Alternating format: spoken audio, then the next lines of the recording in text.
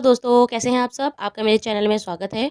आज का चैप्टर है फर्स्ट, जिसका नाम है the portrait of a lady, और इसको लिखा है खुशवंत सिंह ने। इस चैप्टर में जो ऑथर हैं वो अपनी दादी माँ की और अपनी जो बिताए हुए सुंदर पल हैं, उनकी जो लाइफ थी उनके साथ बिताई हुई, उसके बारे में वो बता रहे हैं कि उन्होंने उनके साथ किस तरीके से लाइफ स्पेंड की, किस तरीके से अपना अच्छा टाइम उनके साथ स्पेंड किया। और वो यहाँ अपने बचपन से लेकर जब वो कॉलेज में और जब अब्रॉड चले जाते हैं, उसके बाद जब घर आते हैं, वहाँ तक की जो पूरी की पूरी उनकी जो लाइफ है, उसको इस चैप्टर में बहुत अच्छे से दिखाया है। और जो मेन कैरेक्टर हैं उनकी दादी माँ, उनके बारे में जो छोटी छोटी चीज़ें हैं, जो बहुत ही राइटर को इंटरेस्टिंग लगती थी, वो सब चीज़ें उन्होंने बहुत अच्छे से इस चैप्टर में बताई हैं। तो आज हम इस चैप्टर को करेंगे। तो चलिए शुरू करते हैं चैप्टर।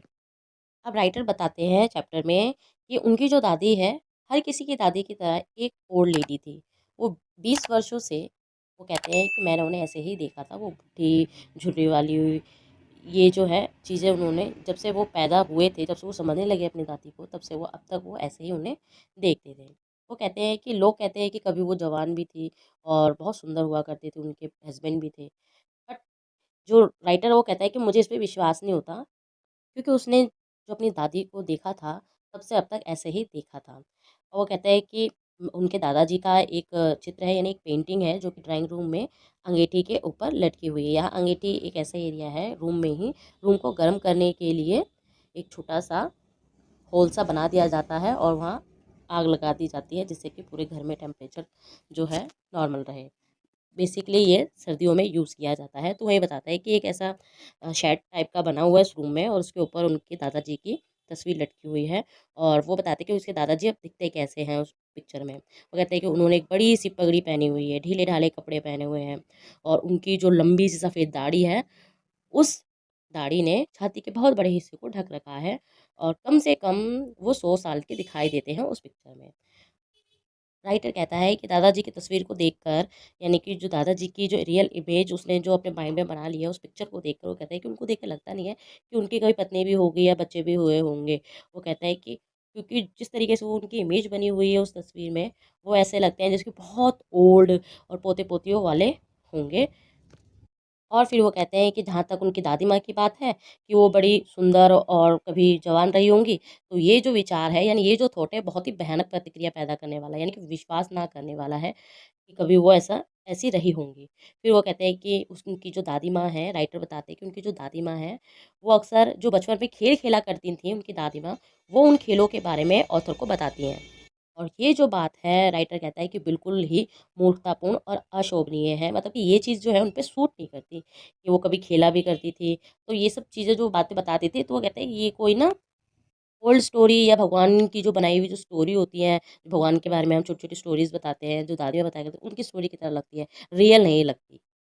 अब राइटर बताते हैं कि वो हमेशा जो है छोटे कद की, मोटी और झुकी हुई रहती थी, और उनके जो चेहरे पर झुर्रियाँ थी, वो उनकी लाइन जो थी झुर्रियों की, वो एक फेस से, मतलब कि फेस को काटती हुई दिखाई देती थी, बहुत डार्क हो गई थी वो। और वो कहता है कि नहीं, मुझे विश्वास था कि दादी जो है, जैसी मुझे दिखती है वो हमेशा वैसे ही रही होंगी अपने टाइम में भी। तो कहते हैं बूढ़ी, इतनी बूढ़ी कि इससे ज़्यादा कोई बूढ़ा हो नहीं सकता, क्योंकि वो उसे 20 साल की एज से ऐसे ही देखते चले आए थे। क्योंकि राइटर बताता है कि वो जब 20 साल तक का हो गया तब उन्होंने लिखा होगा ये। तो वो कहते हैं कि जब तक 20 साल का था और शुरुआत से लेकर अब तक मैं उन्हें ऐसे ही देखता चला आ रहा था। वो कहते हैं कि कभी सुंदर रही होगी ऐसा तो मुझे नहीं लगता, पर हाँ, वो हमेशा सुंदर थी। मतलब कि वो कहते हैं कि भले ही फेस से सुंदर ना हो, लेकिन उनका, यानी कि ऑथर का और उसकी दादी का जो रिलेशनशिप था, वो बहुत ही सुंदर था, तो उस बेस पे वो कहते हैं कि वो सुंदर होगी। फिर कहते हैं कि उनका जो चेहरा था, झुर्रियों से भरा हुआ था, और वो बेदाग कपड़े पहनती थी, और वो पूरे घर में जो है लड़खड़ाती हुई घूमती रहती थी। उनकी पीठ जो है झुकी हुई थी, तो इसलिए उसको बैलेंस करने के लिए अपना एक हाथ कमर पर रख लेती थी, और दूसरे हाथ में वो क्या करती थी, जो माला होती थी, उनकी मोतियों के थ्रू जो है कुछ ना कुछ प्रेयर वो बोलती रहती थी। और फिर वो ऑथर बताते हैं कि उनके जो बाल थे, यानी उनकी जो दादी माँ के बाल थे, वो इतने वाइट हो चुके थे कि लगते थे चांदी की तरह चमक रहे हों। और फिर वो कहते हैं कि उनके सिकुड़े हुए चेहरे पर वो जो बाल हैं, उनका चेहरा वो बताते हैं कि पीला है, और वो जो बाल हैं चांदी की तरह, वो उनके फेस पर बिखरे हुए बेतरबी से रहते थे और उनके होठ जो हैं हमेशा ना सुनाई देने वाली जो प्रेयर है उसमें हिल रहे होते थे। वो कहते हैं कि हाँ, वो सुंदर थी। इन सब चीज़ों को लेके वो बताते हैं कि हाँ, वो सुंदर थी और उसके बाद और भी चीज़ वो कहते हैं कि अ, फिर ऑथर कहते हैं कि वो जो है एक जैसे पहाड़ों पे एक ठंडा-सा जो एरिया होता है, तो उसकी तरह वो बिल्कुल शांत थी। और वो कहते हैं कि बिल्कुल सफ़ेद, स्वच्छ, शांति से भरपूर मतलब अब वो ज़ाहिर-सी बात है उनकी दादी माँ की एज भी काफ़ी हो चुकी थी। तो इस बेस पे जो उनके उम्र में ठहराव आ जाता है और कपड़ों में चेंजेस, उनके फेस पर और बहुत सारी चीज़ें जो है बहुत चेंज हो जाती हैं। तो उनको लेके वो बोलते हैं कि वो बहुत ही शांत और ठहराव वाली दिखाई दिया करती थी। मतलब उनको देखकर ऐसा लगता था कि हाँ, शांति अब आ गई है और हमेशा पॉज़िटिविटी से वो भरी रहती थी। अब यहाँ तक तो उन्होंने अपनी दादी जी का स्ट्रक्चर बताया है कि वो किस तरीके से दिखती थी, क्या-क्या चीज़ें वो कर रही थी।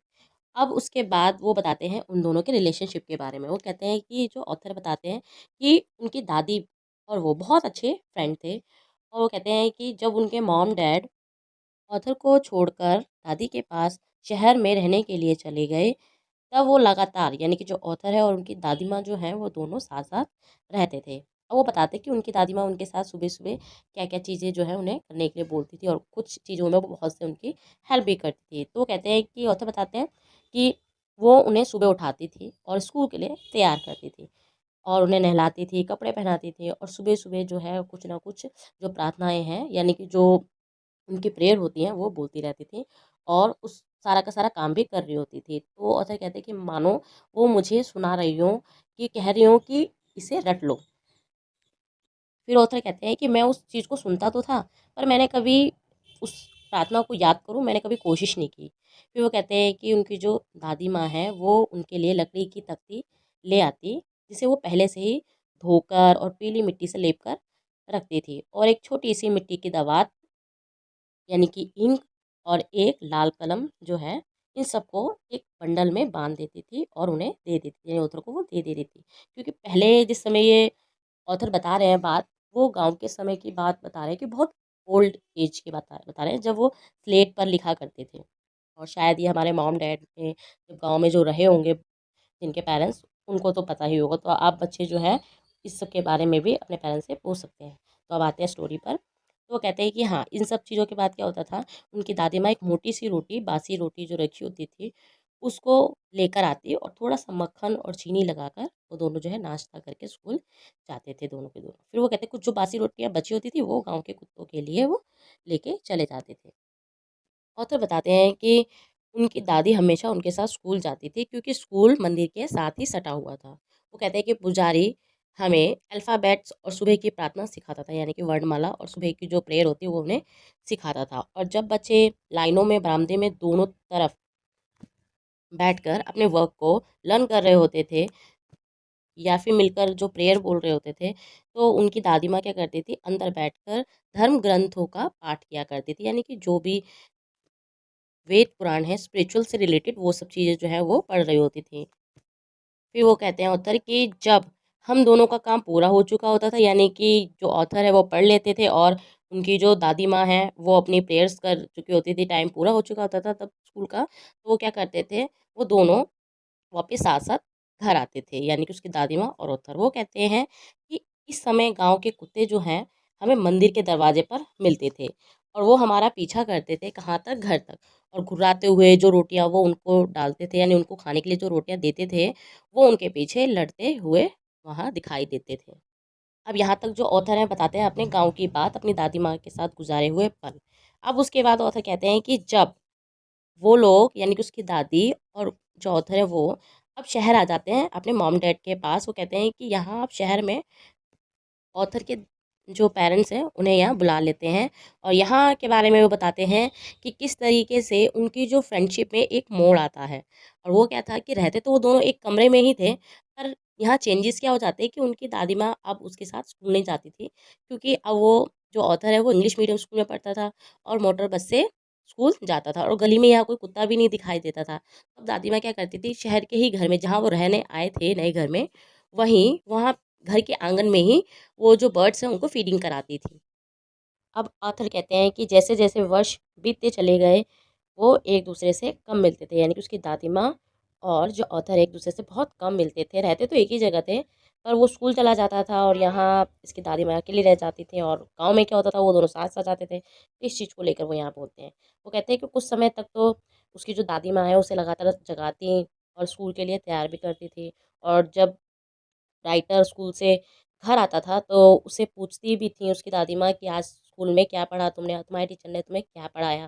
फिर वो कहते थे कि मैं उन्हें जब बताता था कि मैंने कुछ आज इंग्लिश वर्ड्स सीखे और बहुत सी जो वेस्टर्न साइंस है उसके बारे में बोलते थे कि वो आज पढ़ाया गया। फिर वो लॉ ऑफ ग्रेविटी और आर्किमिडीज प्रिंसिपल के बारे में बताते थे और ये बोलते थे कि पृथ्वी जो है हमारी गोल है।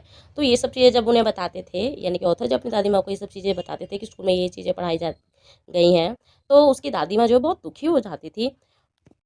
क्योंकि वो अब क्योंकि अब उसकी दादी माँ जो ऑथर हैं उसकी पढ़ाई में कोई भी हेल्प नहीं कर पाती थी, क्योंकि अब वो इंग्लिश स्कूल में जाता था।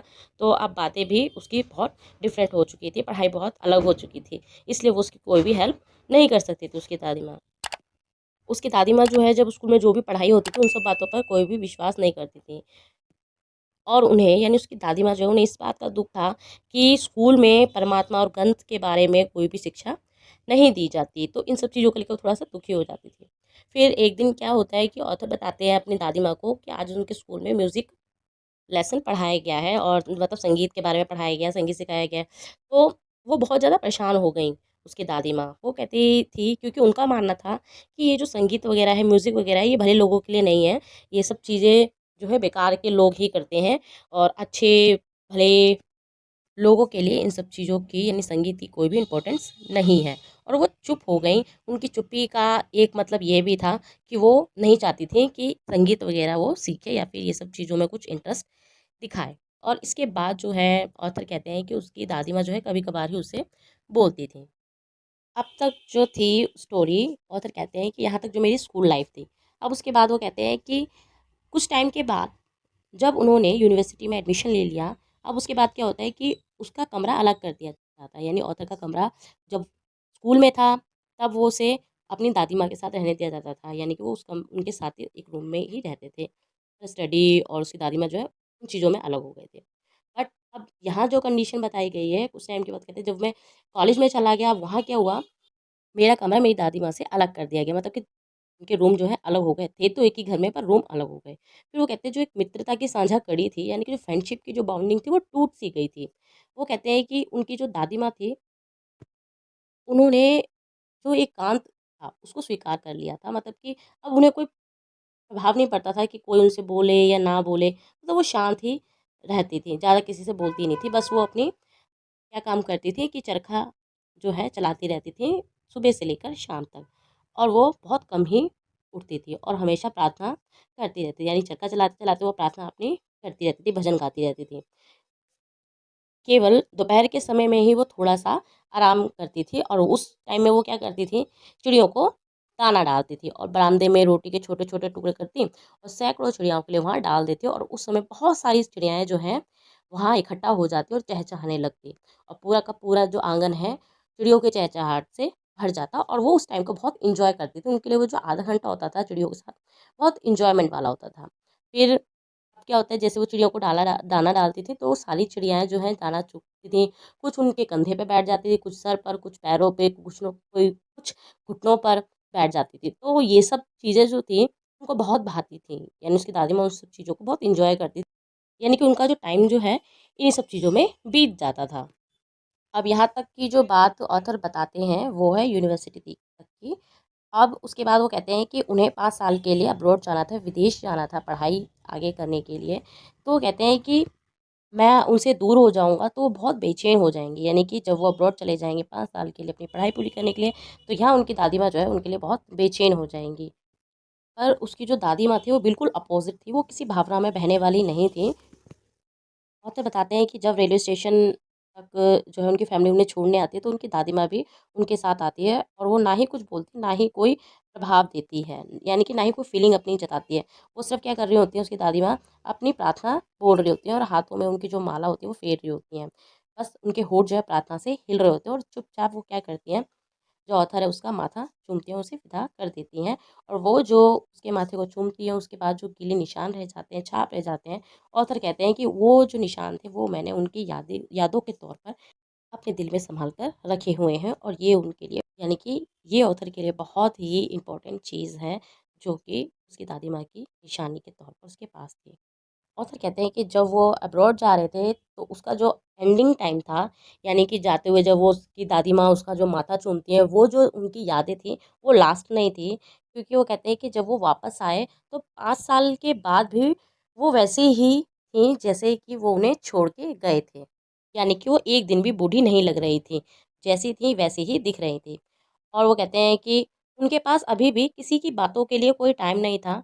वो बस क्या करती थी, बस अपनी प्रेयर जो है बोलती रहती थी और अपना वर्क करती रहती थी। और वो कहते हैं कि जब स्टेशन पे उसकी दादी माँ उसे लेने के लिए आती है फैमिली के साथ, तो उसे गले से लगा लेती हैं, और वो जो प्रार्थना कर रही होती हैं, मुँह से बोल रही होती हैं, वो प्रार्थना को ऑथर सुनता है। वो कहते हैं कि, और वो बताते हैं ऑथर कि मेरे आने से 1 दिन पहले भी उनकी खुशी के पल उनके साथ ही थे, जब उन्होंने चिड़ियों के साथ यानी बर्ड्स के साथ अपना जो टाइम है स्पेंड किया था। और उन्हें जो डाँट फटकारती थी वो बहुत ही प्यार से, मतलब कि एक उनके प्रति जो दिल से प्यार है वो, और थोड़ा-सा जो मज़ाक टाइप का जो कर रही होती हैं बर्ड से, चलो हटो, हटो ऐसे करके, तो वो चीज़ वो बोलती है कि वो उनके साथ ही थी, जो कि एक खुशी ज़ाहिर करने वाली बात थी।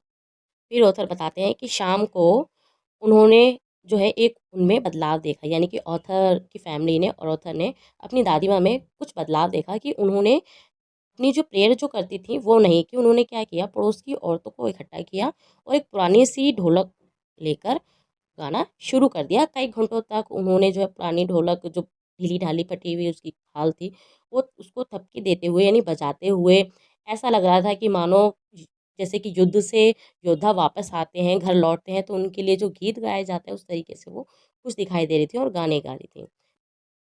ऑथर कहते हैं कि मेरी फैमिली ने उन्हें मना किया कि ज़्यादा मेहनत ना करें, और कोशिश की कि वो आराम से बैठ जाएँ। पर उन्होंने यानी कि जो दादी माँ हैं उन्होंने थोड़ी-सी भी उनकी बात नहीं मानी।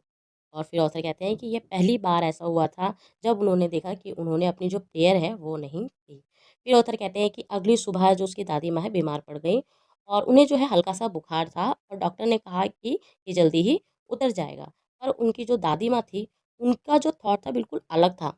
वो कह रही थी कि मेरा जो है अंतिम समय मेरे पास आ चुका है, नज़दीक आ चुका है, और उनका जो अंतिम समय नज़दीक आने वाला है, उसके आने से कुछ घंटे पहले ही उन्होंने अपनी प्रार्थना करना छोड़ दिया था। तो वो जो प्रार्थना उनकी रह गई थी, वो उसे कंटिन्यू करना चाहती हैं। तो वो कहती हैं कि मैं किसी से बात नहीं करना चाहती और टाइम भी वेस्ट नहीं करना चाहती। मुझे कुछ टाइम के लिए छोड़ दो, ताकि मैं अपनी प्रेयर कर सकूँ।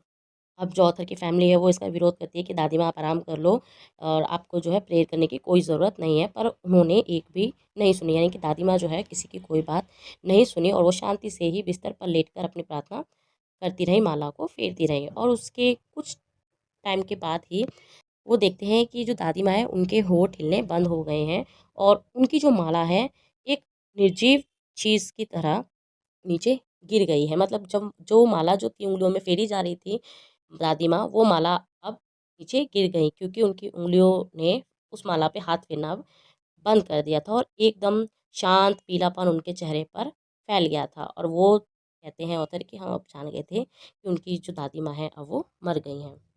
रिवाज के अनुसार ऑथर कहते हैं कि उन्हें बिस्तर से उतारकर फर्श पर लिटा दिया गया, और उन्हें एक लाल कफ़न से ढक दिया गया। कुछ घंटों के शोकाकुल के बाद, मतलब कि जो भी शोक मनाते हैं उसके बाद, अब वो कहते हैं कि उनके अंतिम संस्कार की तैयारी कर ली जाती है और उन्हें अकेला छोड़ दिया जाता है। वो कहते हैं कि शाम को उन्होंने जब उनका दाह संस्कार के लिए उनकी अर्थी को उनके कमरे में लेके गए, तो सूर्य जो है छिप रहा था, और उनके कमरे और बरामदे में सुनहरी रोशनी की चमक फैली हुई थी।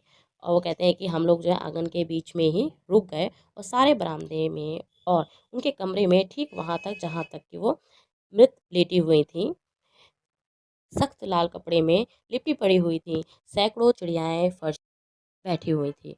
वहाँ कोई चहचहाट नहीं थी, मतलब चिड़िया जो है रोज़ की तरह आई तो थी, पर वहाँ कोई चहचहाट नहीं कर रही थी। और वो कह रहे थे कि उनके ऑथर कहते हैं कि हमें जो है पक्षियों के प्रति बहुत संवेदना हुई, मतलब कि उनको लेकर कि वो भी अपना दुःख प्रकट कर रही थी कि दादी माँ अब नहीं रहीं। फिर वो कहते हैं कि उनकी जो माँ है, ऑथर की जो माँ है, उन चिड़ियों के लिए थोड़ी सी रोटी लेकर आती हैं और टुकड़ों को वहाँ फेंक देती हैं। और वैसे ही किया जैसे कि दादी माँ उन चिड़ियों के लिए दाना यानी कि रोटी के छोटे छोटे टुकड़े करके जो डालती थी और उन चिड़ियों की तरफ रोटी के टुकड़ों को डाल देती हैं। और जो बर्ड्स होती हैं वो रोटी की तरफ ध्यान ही नहीं देती। ऑथर बताते हैं कि जब उनकी दादी के मृत शरीर को वहाँ से लेकर चले गए, तब वो बेचारी जो चिड़ियाएँ थी वहाँ से उड़ गईं। और अगले दिन जो सफाई करने वाला है, वो आया और रोटी के जो टुकड़े थे एज़ इट इज़ ऐसे ही पड़े हुए थे, उसने झाड़ू से इकट्ठा करके उन्हें कूड़ेदान में फेंक दिया। मीन्स कि एंड में जो ह्यूमन हैं ह्यूमन्स उनके साथ-साथ जो बर्ड्स हैं, वो भी ह्यूमन के जो लव है उसको समझते हैं, उसकी बॉन्डिंग को समझते हैं। यानी कि वो जो बॉन्डिंग है, लव बॉन्डिंग, वो कभी ख़त्म नहीं हो सकती। तो यहाँ 2 तरीके की बॉन्डिंग दिखाई गई है, जैसे कि ऑथर की दादी माँ के साथ और एंड लास्ट में जो बर्ड्स को उसकी दादी माँ जो दाना डालती थी, चिड़ियों को जो रोटी डालती थी, जो बर्ड्स जो हैं उनके प्यार में, उनकी जो एक सॉफ्ट फीलिंग जो थी उन बर्ड्स को लेकर, तो वो सब चीज़ें जो हैं यहाँ हमें दिखाई देती हैं कि किस तरीके से चाहे वो एक जानवर हो, चाहे वो एक इंसान, जो लव बॉन्डिंग होती है वो कभी भी नहीं मरती। वो लोग भी अपनी फीलिंग को ज़ाहिर करते हैं, चाहे वो फीलिंग सुख की हो, चाहे वो दुःख की।